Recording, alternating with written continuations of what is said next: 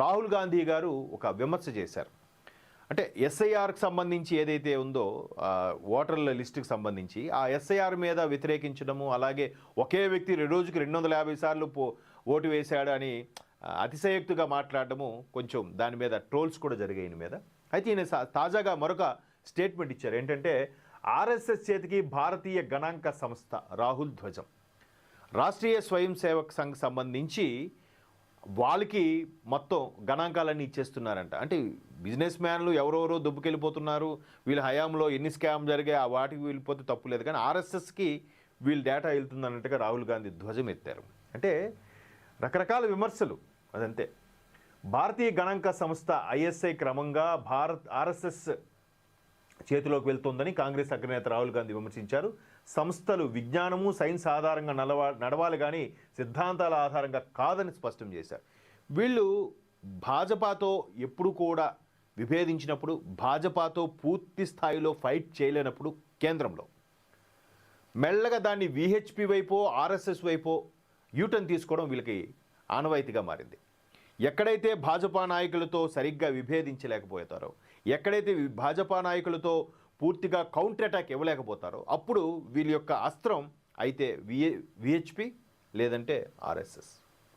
ఇంతకుముందు కూడా అమిత్ షా గారు ఒక స్టేట్మెంట్లో చెప్పారు, కేంద్ర హోంమంత్రి గారు, కాంగ్రెస్కు ప్రధానంగా ఉండే ఇబ్బంది ఏంటంటే నాయకత్వ లక్షణాలు గల పూర్తి స్థాయి నాయకులు ఎవరూ లేరు, దాని మీద ముందు దృష్టి పెట్టండి, తర్వాత మీరు ప్రభుత్వాల మీద ప్రభుత్వం స్థాపించడం దృష్టి పెడదురు కానీ కూడా ఒక చొరక అంటించారు.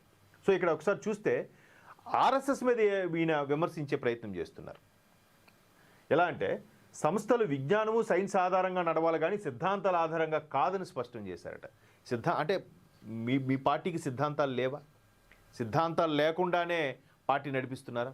ఏ పార్టీకైనా, ఏ వ్యవస్థకైనా, ఏ ఎన్జిఓ సంస్థకైనా ప్రధానంగా ఉండాల్సిందేంటి? సిద్ధాంతాలే కదా. మరి ఇక్కడ సిద్ధాంతాలు కాదని స్పష్టం చేశారట. ఇటీవల సంస్థ విద్యార్థులతో పార్లమెంట్ ఆవరణలో తాను జరిపిన సంభాషణకు సంబంధించిన వీడియోను ఆదివారం ఆయన తన వాట్సాప్ ఛానల్లో పోస్ట్ చేశారు.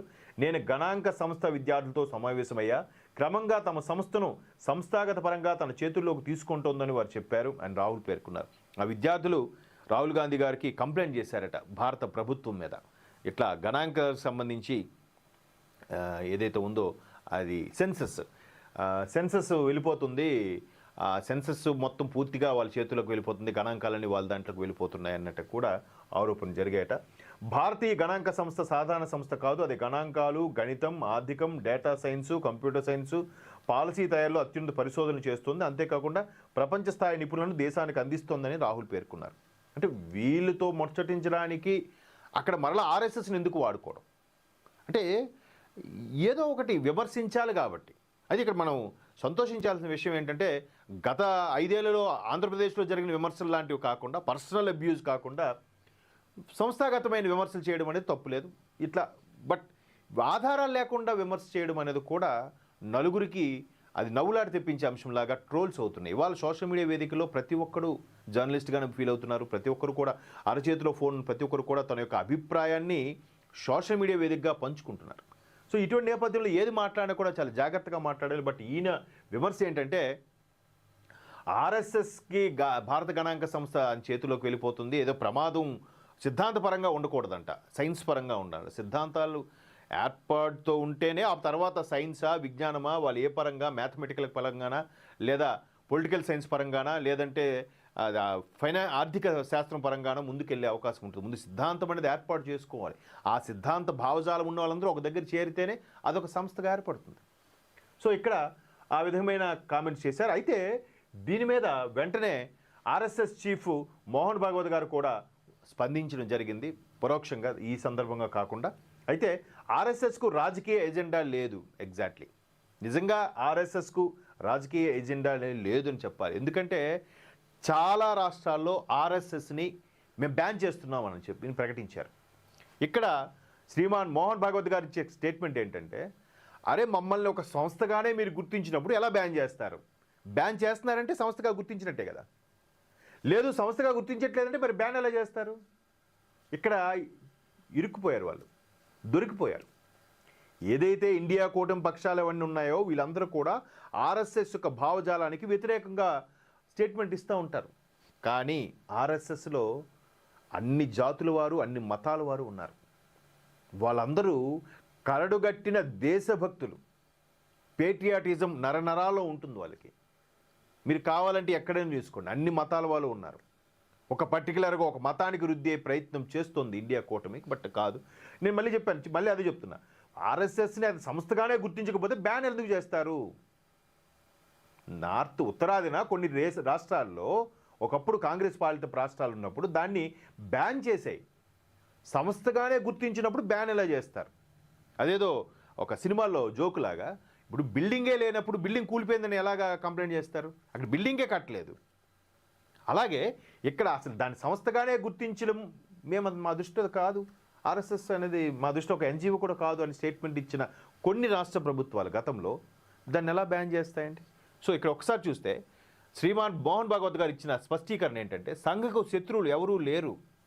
ఎగ్జాక్ట్లీ. ఎటువంటి రాజకీయ ఎజెండా కూడా లేదు. ఆ కోణంలో చూడటం తప్పని సంస్థ అధినేత మోహన్ భాగవత్ స్పష్టం చేశారు. సంస్థపై కొన్ని వర్గాల ప్రజల్లో కొన్ని అపోహలు ఉన్నాయని, కొన్ని వర్గాల ప్రజల్లో ఇక్కడ అండర్లైన్ చేయాలి మనం. దీనివల్ల తప్పుడు ప్రచారం జరుగుతోందని పేర్కొన్నారు. ఆర్ఎస్ఎస్ శతాబ్ది ఉత్సవాల్లో భాగంగా కోల్కతాలోని సైన్స్ సిటీ ఆడిటోరియంలో ఆదివారం జరిగిన కార్యక్రమంలో ఆయన ప్రసంగించారు. ఆర్ఎస్ఎస్కి ఒక ఎజెండా లేదు, రాజకీయ ఎజెండా లేదు. ఎస్పెషల్లీ ఎజెండా ఉంది, రాజకీయ ఎజెండా లేదు. భారతదేశం కోసం అహర్నిశలు శ్రమించి అవసరమైతే ప్రాణాలు అర్పించే ఒక సంస్థ, ఒక జాతి ఏదైనా ఉందంటే అది ఆర్ఎస్ఎస్ జాతి. మరి అదే కదా కడుపు మంట వాళ్ళకి, అది మిగతా వాళ్ళకి, కొన్ని వర్గాల ప్రజలకి దీనివల్ల నష్టం జరిగిందని కానీ ఏమైనా ఎక్కడైనా దాఖలాలు చూపించండి. ఎప్పుడూ స్పందించిన వాళ్ళు ఆపరేషన్ సింధూర్ సందర్భంగా స్పందించారు. ఆయన వాళ్ళకి ఏ భాషలో చెప్తే అర్థమవుద్దో ఆ భాషలోనే చెప్పాలి పాకిస్తాన్ వాళ్ళకు అన్నారు. ఇక్కడ మన దగ్గర ఉండేవాళ్ళు కనీసం ఒక స్టేట్మెంట్ ఎవరే, ఇది ఒక దాడి, ఉగ్రదాడి, ఏ దేశం పేరు ఎత్తరు, ఎక్కడ డబ్బులు పోతాయో, ఎక్కడ వీళ్ళకి అవకాశాలు రావో అని. ఏంటి ప్రకాష్ రాజ్ లాంటి నటులు కూడా పేరు ఎత్తకుండా ఇది ఒక ఉగ్రచర్య అని ఏదో మౌనం ఖండించినవి. కానీ అక్కడ వాళ్ళ దేశంలో క్రికెటర్సు, యాక్టర్సు, పాకిస్తాన్ తర్వాత స్వచ్ఛంద సంస్థలు చెందిన ఇన్ఫ్లుయెన్సర్లు, వీళ్ళందరూ కూడా, ఆఖరి క్రికెటర్స్ భార్య కూడా ఇండియాని దారుణంగా విమర్శిస్తే మనలో మాత్రం శాంతం అంట. అలాంటి సందర్భంలో ఈయన ఒక స్టేట్మెంట్ ఇచ్చారు. ముళ్ళుని ముళ్ళుతోనే తీయాలి అన్నట్టుగా వాళ్ళకి ఏ భాషలో చెప్తే అర్థమవుద్దో ఆ భాషలోనే చెప్పాలి. Yes, that is operation Sindoor. So అటువంటి స్వచ్ఛంద సంస్థకి ఈ విధంగా మసిపూసి మారేడికాయ చేసే ప్రయత్నం చేస్తుంది. సంఘకు శత్రువులు ఎవరూ లేరు, కానీ సంస్థ ఎదుగుదలతో సంకుచిత మనస్తత్వాలున్న వారి దుకాణాలు మూతపడతాయని కొందరు భయం. ఎగ్జాక్ట్లీ. మతం ముసుగులో రాజకీయం చేసే వాళ్ళ దుకాణాలు ఎక్కడ బంద్ అవుతాయో అని ఈ విధమైన ఆరోపణలు చేస్తున్నారు. ఆర్ఎస్ఎస్పై అభిప్రాయాలు వెల్లడించడంలో ప్రజలకు స్వేచ్ఛ ఉంది, అయితే అవి వాస్తవాలకు అనుగుణంగా ఉండాలి. ఊహాజనితంగా సెకండరీ సోర్స్ ఆధారంగా ఉండకూడదు. ఏదో అవునట్టు కదా, ఆర్ఎస్ఎస్ ఇలాగట్టు కదా, కాదు. మీకు సోర్స్ ఉందా చూపించండి. ఇకపోతే ఈ విషయంలో ప్రజలకు వాస్తవాలను ప్రజలకు వివరించేందుకే దేశవ్యాప్తంగా 4 నగరాల్లో ప్రసంగాలను ఏర్పాటు చేశామని మోహన్ భాగవత్ తెలిపారు. అలాగే హిందూ సమాజం అభివృద్ధి పరిరక్షణకి ఆర్ఎస్ఎస్ పనిచేస్తుందని భాగవత్ స్పష్టం చేశారు. భారత్ మళ్ళీ విశ్వగురుగా అవతరించనుంది. ఎగ్జాక్ట్లీ. వసుదైక కుటుంబంలో భాగంగా విశ్వగురువుగా అవతరించబోతుంది భారత్. అంటే ఇవన్నీ కూడా ఆర్ఎస్ఎస్పై లేనిపోని బురద జల్లే ప్రయత్నం చేస్తున్నారు. ఆర్ఎస్ఎస్కి ఐఎస్ఐ గణాంకాలు, ఏదైతే సెన్సస్ గణాంకాలన్నీ కూడా అందుతున్నాయి, అందుకే వీళ్ళు ఎలా బిహేవ్ చేస్తున్నారు రాహుల్ గాంధీ గారు కామెంట్స్ చేయడం, వీటన్నిటి కూడా రాజకీయంగా ఒక నెక్స్ట్ రాబోయే ఎన్నికల్లో కాంగ్రెస్ పట్టు సాధించడానికి ఇచ్చే కామెంట్స్గానే మనం ఇక్కడ చూడొచ్చు.